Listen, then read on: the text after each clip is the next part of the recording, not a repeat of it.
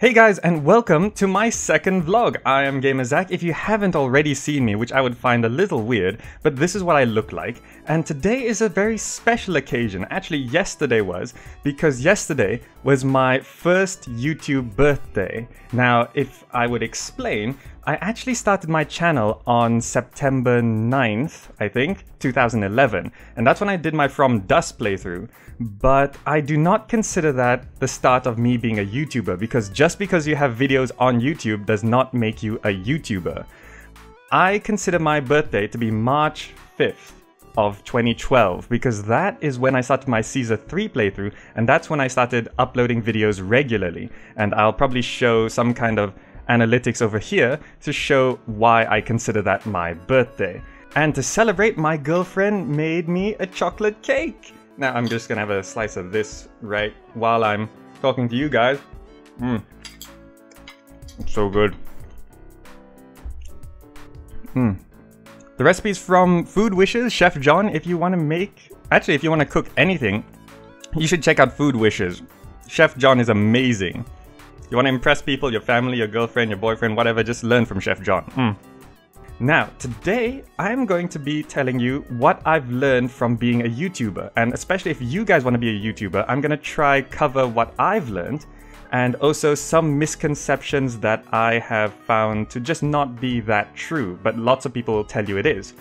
So hopefully this is going to be useful to you. So I have a few points here. Now, in case you see me looking down here, it's going to be my little notepad document where I'm going to explain to you what I'm talking about.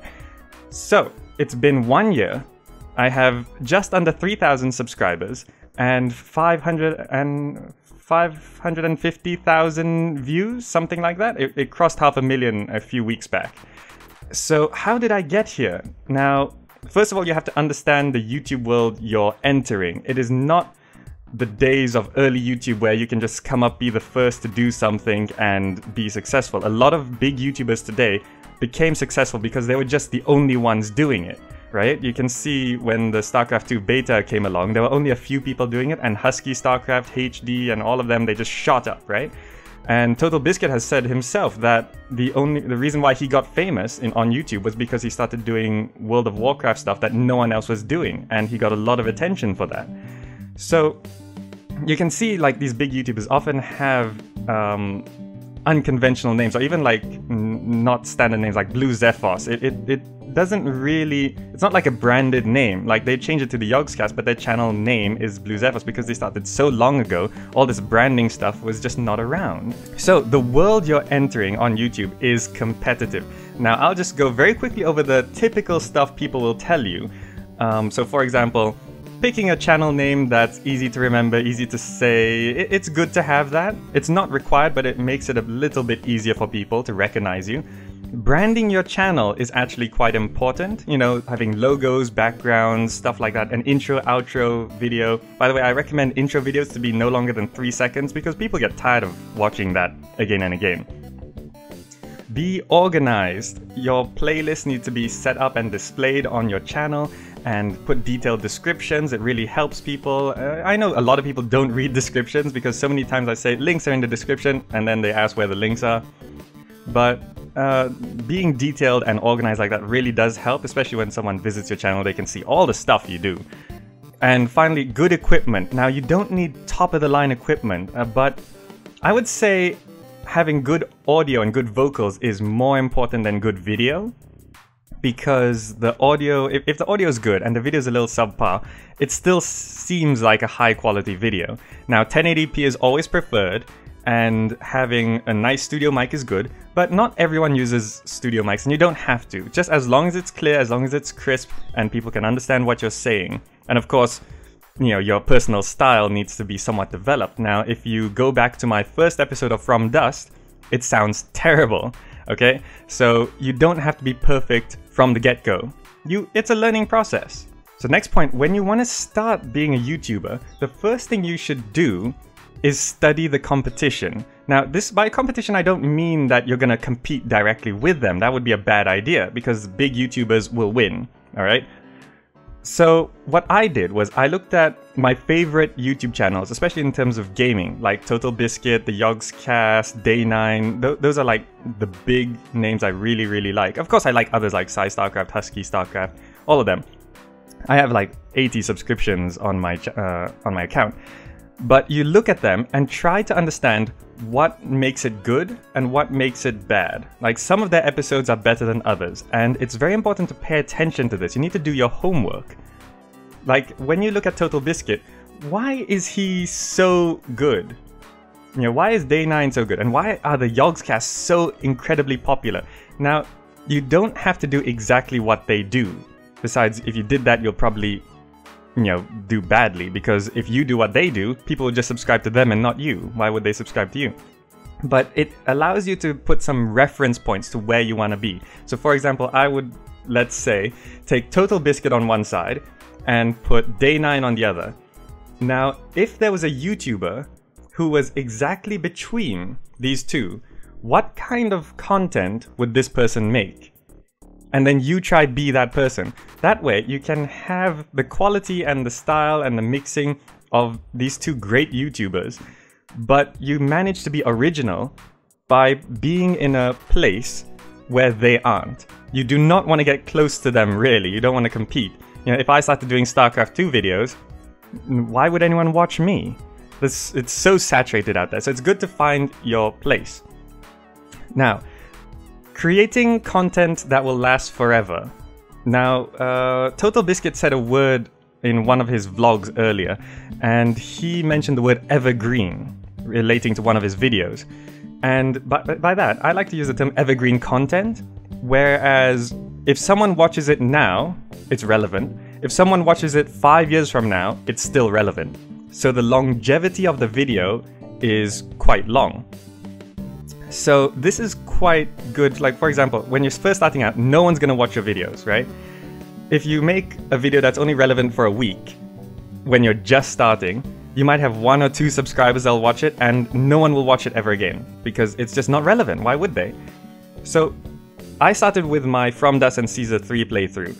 Especially my Caesar 3 playthrough. If you go back and watch it today, it's still relevant. And I tried to make that a big style of how I'm making it, because, and why I started with such an old game, because the game's not going to change anymore. Caesar 3 is Caesar 3, and 10 years from now, if someone searches Caesar 3, it's still Caesar 3.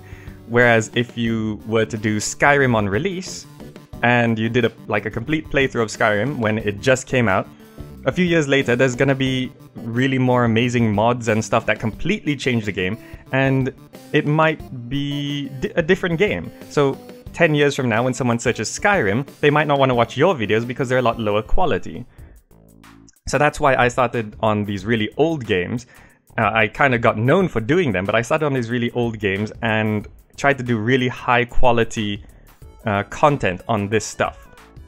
So, like when I first started, the first 3 months, I got like 10 to 20 views a day and really low, and all I had was From Dust and Caesar 3 at the time. But now in my top 10, I think 6 of my top 10 videos are Caesar 3, and it's insane. I never expected it. I did Caesar 3 because I thought no one was gonna watch it, but turns out people really like watching it. So next, social media. Google+, Facebook, Twitter, everyone will say, oh, you need to be on social media to get famous. This is not true. Because you're not going to get subscribers through Twitter. You're not going to get subscribers through Facebook. You're going to get Facebook likes and Twitter followers through subscribers. It's the other way around. When you get known on YouTube, then people will go to your social media. Social media is a nice side thing to have for them to communicate with you, or to ask you extra questions, or just general stuff like that. But having it is good. Especially if you want to reserve your name. Like if you want facebook.com/GamerZakh, then you get that early. But you don't, that's not where your subscribers are going to come from, right? Unless you really have a massive network. But most importantly, it's going to come from YouTube to the social media, not the other way around. Now, the point 4, I worded this quite fancily. Persistence in the face of obscurity. And by that I mean, when you start, you're not going to be famous. And when you upload a video, there's going to be no comments, there's going to be very few views, and very few likes. And maybe even some dislikes, because people are like that. And you really have to just keep at it. When you, I did a video a day. When I first became active with my Season 3 series, I did a video a day for 2 months. And within that 2 months, I managed to get an okay number of subscribers. I think I got like 30, 40, maybe 50 subscribers. But on YouTube, it is a case of the rich get richer. Whereas the more subscribers you have, the more people will subscribe to you. The more views you get, the more subs you get. And it's not just because, oh, more people are viewing your videos, therefore, just by percentage, more people subscribe to you.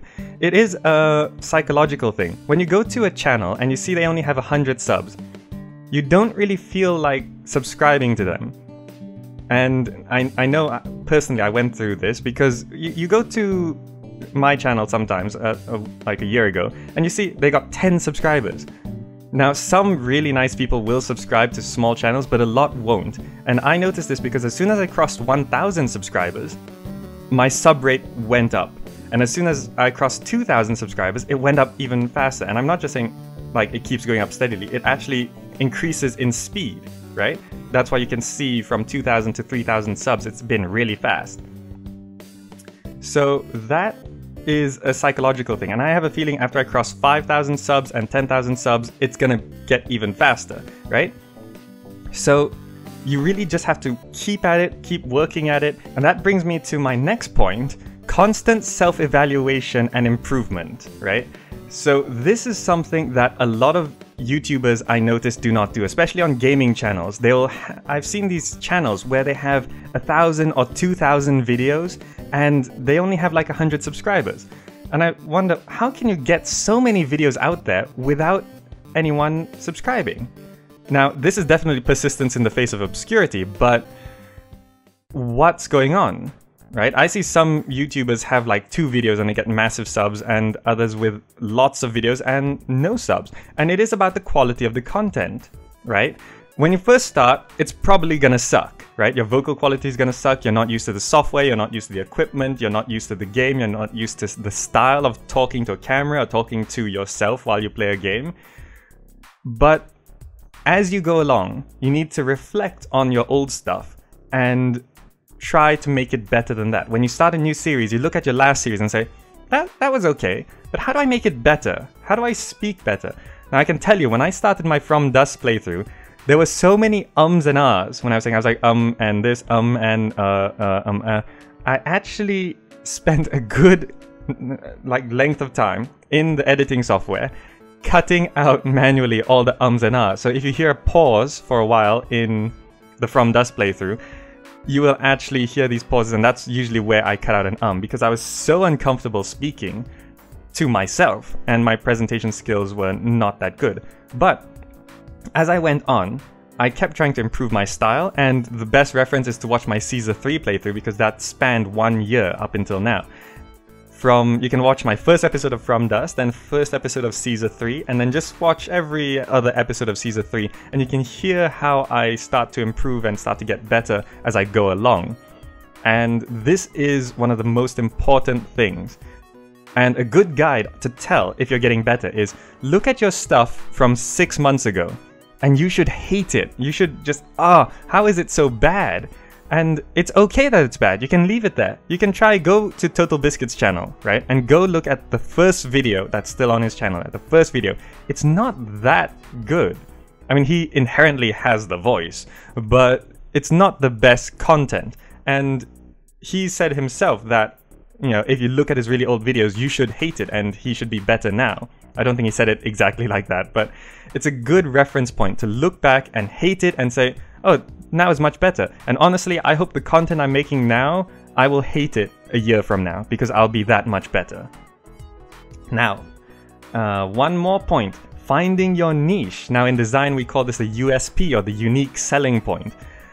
This is how you want to place yourself among other YouTubers. Like, everyone has a game, everyone has a style, But you can do the same game, but it's got to be a different style. Or you can play different games that other people aren't playing, which is quite hard right now. Now, I inadvertently developed a USP of doing high quality Let's Plays of really old games. Now, I have a few other USPs, like I was the first person to do really proper Salem videos and Salem guide tutorials and stuff like that. So I got kind of known for that. Salem kind of boosted me to 1,000 subs. But finding your place in YouTube is very difficult. A good starting point is to play the games you played before that you really love, but it takes time to find where you're supposed to be. Now finally, dealing with criticism. I'll give you 3 examples of key criticisms I got, like really nasty people on the internet. First of all, a guy said, oh, your commentary is stupid, you're horrible, and all of that. And he was really nasty. Then I said, okay, don't watch my videos. I said that. And then he came back the next day and left a comment saying, sorry, I was drunk. So sometimes you really should not take these comments seriously, because it could really be an insane guy or a drunk guy just blasting comments on YouTube. Second example, a series loyalist. Now, I love you guys, right?